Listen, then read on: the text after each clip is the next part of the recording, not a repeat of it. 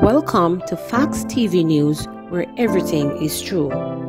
Huge fire brigade effort to save Hydel School's $50 million in damage. Some 39 firefighters from Spanish Town and neighboring stations have succeeded in extinguishing a blaze that destroyed the administrative building of the Hydel Group of School Complex at Ferry along Mandela Highway on the St. Catherine-St. Andrew border on Thursday morning.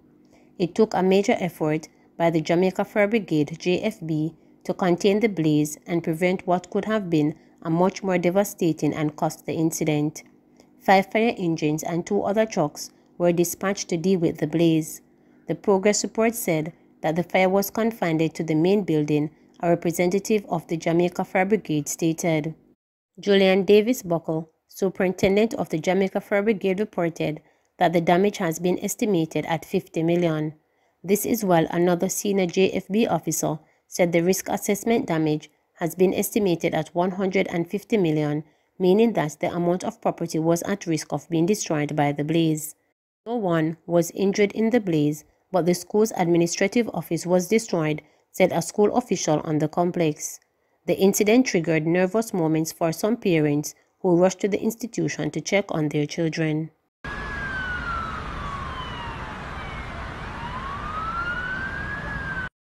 The piece of generator and the big old beer water. The school of fire, I have to let them in, I have to run up here with the smoke! You see smoke? Suffocate every day.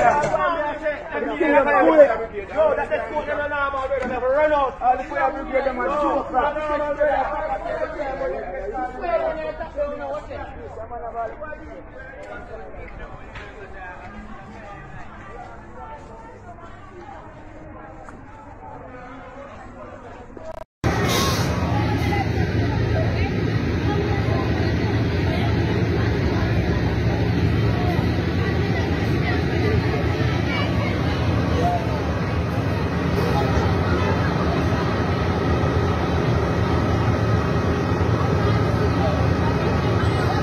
Preliminary estimation is that we have lost $50 million in damage and we will have $150 million at risk when you look at the structures that are around and the exposures to this fire. We were responding to a call of building on fire at Hydel.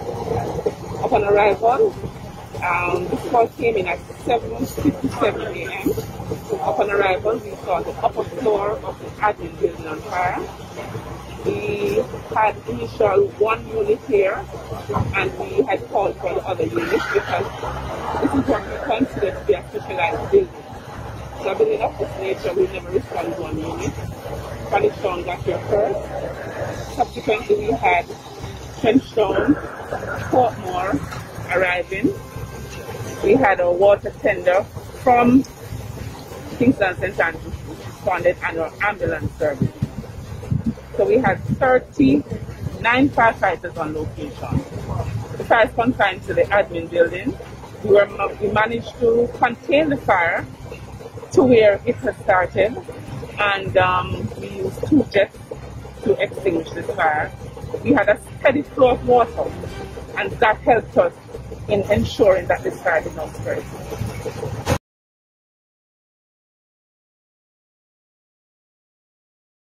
It's still early days. We are doing our investigation now. Our fire investigators are en route. So we are doing the preliminary investigation here, but we have not come up with a cause at this time. But as soon as it's made available, we will make it. We have fires to schools, and we have fires to hospitals, and we have fires to buildings of such nature. We never respond 1 unit. So we were on point with our response, and hence we contained the fire effectively. New air conditioning unit for Portland Parish Court cost $20 million. The Court Administration Division (CAD) says that along with the Ministry of Justice, it has taken steps to rectify the air conditioning issue at the Portland Parish Court to ease the uncomfortable conditions at the court over the past 2 weeks. These steps, according to the CAD, involves acquiring a new air conditioning unit in the shortest possible time. However, the division said that the new air conditioning unit, which is required, will cost $20 million.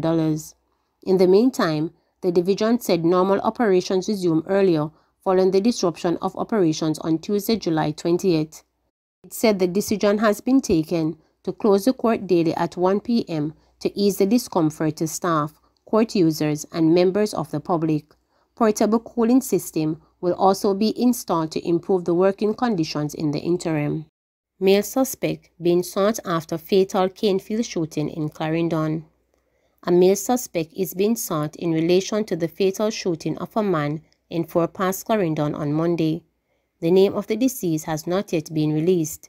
He is, however, known to be of a Portmore St. Catherine address. Reports are that the man and another individual were in a car in a Canefield when explosions were heard. The car with the suspected shooter left the scene shortly after. Passerbys alerted the police to the scene, and early assessments by the investigators suggested that the man and his attacker were involved in a physical dispute before the eventual victim was shot. The police are asking anyone who observed the car or can identify the other occupant of the vehicle to contact the Maypen Police or the 119 police emergency number. Male teenager shot dead in Westmoreland. A 17-year-old boy was shot dead in Westmoreland on Tuesday night. He has been identified as Leonardo Long, a resident of Smithfield District. Reports are that about 8:30 p.m., residents heard gunshots in the community. The body of the teenager was found on a dirt track during a search on Wednesday morning. The police are investigating the development. Guy questions whether Mocha Fest is responsible for a COVID-19 spike in Hanover and Westmoreland. Opposition spokesman on health Dr. Maurice Guy has questioned whether Mocha Fest, which was staged in clear breach of the health protocols, is responsible for a spike in COVID-19 cases in the western parishes of Hanover and Westmoreland. What is important and would require an explanation, Prime Minister, is why it is that we're seeing in the parishes of Hanover and Westmoreland per capita the highest number in terms of COVID cases, said Guy. He made the comments on Wednesday as he responded to a statement from Prime Minister Andrew Holness in the House of Representatives on the likelihood that the government may be forced to reimpose stricter COVID-19 measures ahead of August 10. Holness gave the warning as he noted that 122 cases of the coronavirus were recorded on Tuesday. This marked the first time in 2 months that the island was recording more than 100 cases of the respiratory virus in a single day. Holness also noted that the island's positivity rate was close to 10%. Guy, a medical doctor by training, said that although a particular event occurred 6 to 7 weeks ago, which was Mocha Fest, the reality is that we're wondering if that has any bearing on what we're seeing now in terms of the numbers. And if it is an indication of what may happen in terms of other events to happen across the entire island over the Emancipendence holidays, Guy added.